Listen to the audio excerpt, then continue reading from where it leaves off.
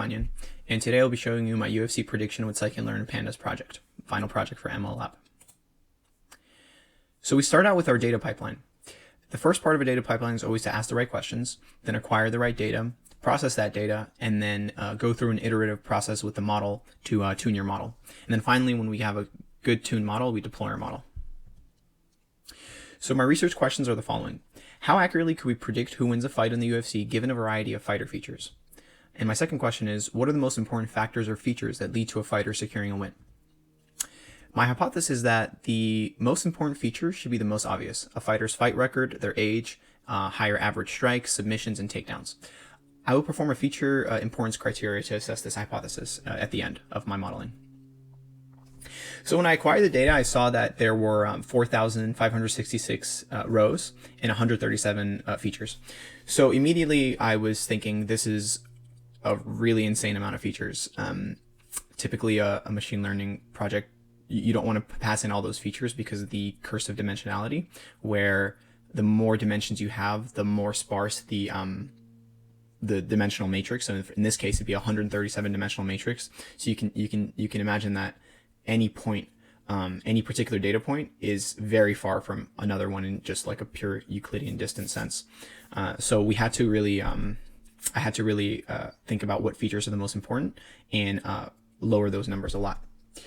So the first thing I did was I essentially went through all of the features and just handpicked the ones that I thought were bad features. So I define a bad feature as the following. One is that it contains information after the fight is over. So this is not useful because we're trying to predict before we know the results of the fight who will win. So if we have information about after the fight is over, it's not useful at all for prediction, so I dropped those. Another one are features that are just not useful for prediction in general, such as date, location, country, etc., and I dropped those. Other ones are redundant information, so I noticed there were a lot of features here with redundant information. For example, we have a feature called weight class, which is the weight class of the fight, heavyweight, lightweight. There's also a feature, the fighter's weight. So those two things pretty much convey the same information, so you don't want to pass in redundancy into your explanatory matrix. And the final, a couple more are a few of them just didn't have a lot of data, so there were some missing data problems in this particular data set, as well as mixed types, and mixed types are a really big problem. So I definitely dropped the mixed types columns. So the way I did this was I passed it into a scikit-learn transformer class. Pipeline class. So you can see this one here on the left is the class for the handpicked features, and on the right is the class for, it's just encoding class. Essentially, the label column said blue or red for the blue or red fighter, so I just changed that to a 0, 1, and then there was some little extra white spaces that I got rid of for some other columns, and then I created my my X and Y data sets. So when I looked at the X data set, X and Y data sets, the Y didn't have any missing values, the target column, which is really good, but the X did. So you can see over here that these particular stats here, the average significant strikes, the significant strike percentages, the submissions, and the takedowns had a lot of missing values. So thankfully the rest didn't have any missing values. So it was really a question of how do you deal with these missing values, and that's called imputing. So imputing missing values is when you figure out a way to fill in those missing values, because you need to have those values filled in before you do your machine learning models.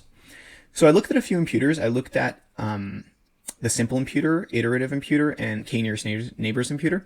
One thing that was good here is that all of the missing values were floats, so I just had to figure out the best continuous variable imputer instead of categorical variable. And the simple imputer essentially just picks the mean every time, so that didn't perform very well. The iterative imputer is kind of a more modern approach, and I use Bayesian ridge modeling to figure out, to basically learn in a round-robin fashion what are the best values that are missing. And the k-nearest neighbors is another machine learning imputer. So iterative and k-nearest neighbors were very close, but k-nearest neighbors ended up winning. It was a little bit better. So I picked 14 neighbors as my hyperparameter for k-nearest neighbors imputers.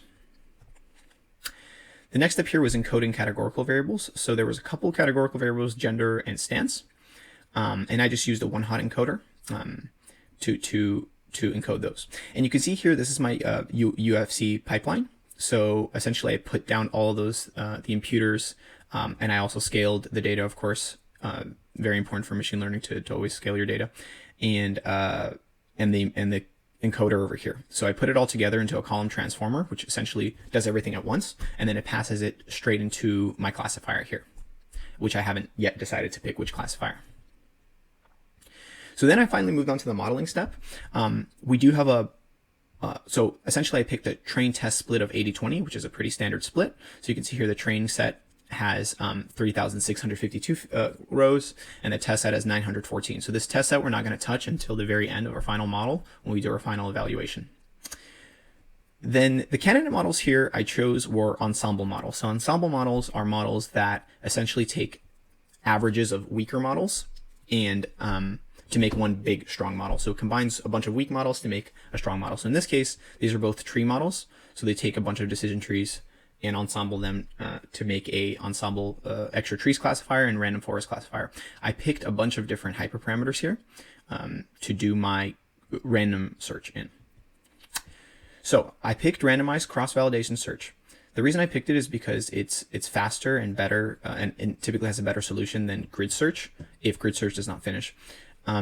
So grid search, essentially what it does is it'll look at every single combination here of every single hyperparameter, and it'll test those out.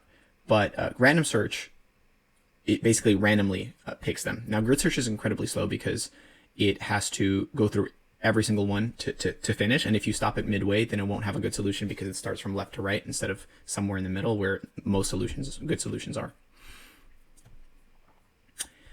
So for my randomized cross-validation search, you can see that the best model here with the best accuracy was a random forest classifier, had a top validation accuracy of 65.5%.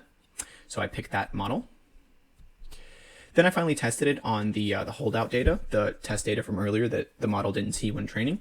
And you can see the final testing accuracy for prediction is 64.22%. So unfortunately, this isn't exactly the accuracy I wanted. I was hoping for a better accuracy. So the data was very clean, and really the only thing was that imputing. It was relatively clean, and so was the imputing was the main thing. But still, even with a good model like random forest with hyperparameter tuning, it still didn't perform that well. This, I assume, my assumption here is that this is simply due to the complexity of the sport of MMA. It's been known that it's very difficult to predict MMA fights, even when you think they're going to work really well. So, so I'm thinking there's little explanatory power of underlying data. Then I performed the feature importance for my hypotheses.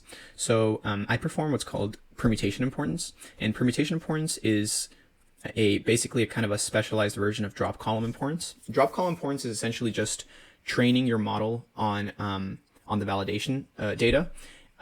Testing your model on the validation data, and then you drop a column, and then you test it again. And then that drop in validation is your sort of criteria for which column is good. And then you sort of check every single combination of columns. But in this case, it just shuffles them on an already trained model. It just shuffles the column. So that way you don't have to retrain constantly. It's a lot faster. And this is actually more accurate than Guinea drop. Guinea drop is a specific feature importance technique for random forest classifiers or any kind of decision tree models. And I learned from Professor Parr that Guinea drop he convinced me it's not a good metric, so I didn't use that. So the conclusion from here is that the American odds are the most predictive, which is kind of unfortunate because it's pretty expected though, but it doesn't really tell you anything. It's kind of like if you follow the American odds, I was hoping for a model that's better than that, but it seems that this is by far the most important. And then also takedowns are more important than strikes. But it's important to note here that feature important methods are not perfect. So and then finally we have the deployment section. So here I deploy the model. I'm going to show you what it looks like here. So here I'm going to show you my deployed model.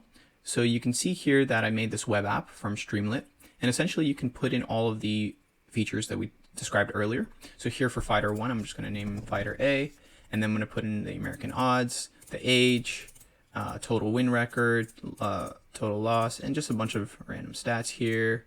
Put a southpaw.